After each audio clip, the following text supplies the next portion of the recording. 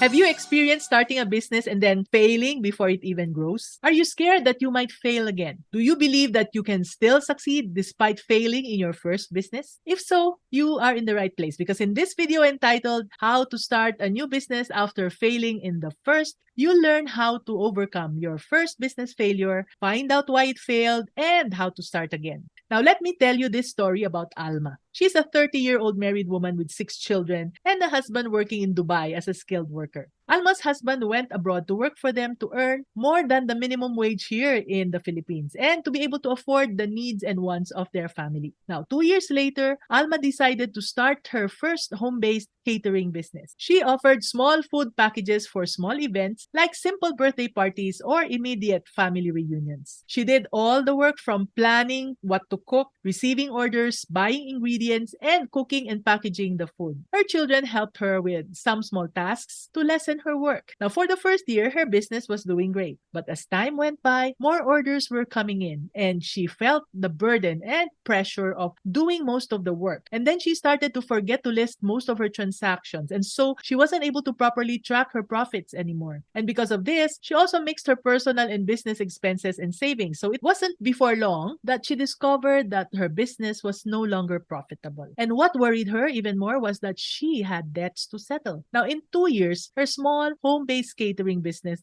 failed, and she had to sell the equipment she bought from her small business profits just to be able to pay the ingredients for her last orders. And now, she stopped receiving orders for her business. Now, Alma was very frustrated and very upset with herself for what happened. It even made her think that she is not cut out to be a business owner. Despite the recent business failure, Alma still aspires to be a successful home-based catering business owner. Why? Well, she wanted her husband to come home for good and so that they can continue to live the kind of lifestyle they both desired for their family. But she has a big problem. How do I recover? First of all, I admire Alma's sense of purpose, and she didn't let go of her dream to succeed in business despite her fear of failing again. She wanted to know how she could start all over, and there were a lot of what ifs in her mind. Will I be able to run a business again? What will happen if the business fails again like the first time? What if I'm not really cut out to be a business owner? Alma just wanted to be able to start her business again, but what must she do? So first, she needed to change her wrong beliefs and start moving forward. If you're in the same situation, here are 5 things you can do to start a new business after failing in the first. Number 1, learn from your mistakes. Rather than blame yourself or others, learn from your experience. After all, you didn't know any better and you all just did your best based on what you knew at that time, right? Reflect on what went wrong in your first business. Try to identify the areas where you could have done better. I always tell my mentees, there are only lessons to learn, and what appears to be financial losses are just tuition fees you need to pay to learn the lessons. Number 2, research your market. Find out if there would be a demand for the solution you want to offer to your customers. It's important to understand your target audience, their needs and preferences, and the competition in your industry. This way, you'll know what to offer differently that will make you stand out.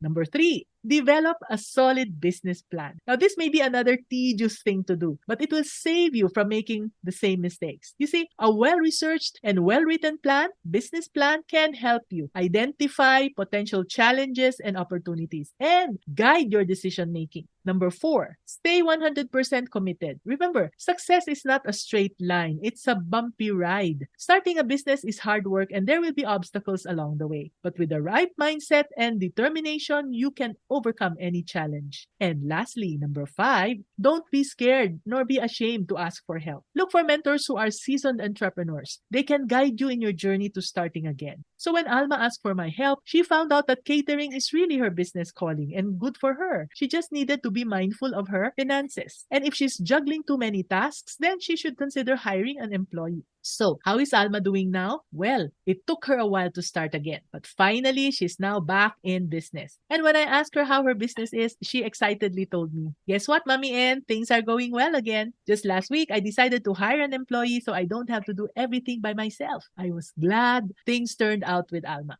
And this is Mommy Ann, your Mommy Negosyo, saying, be business-minded, Pinoy.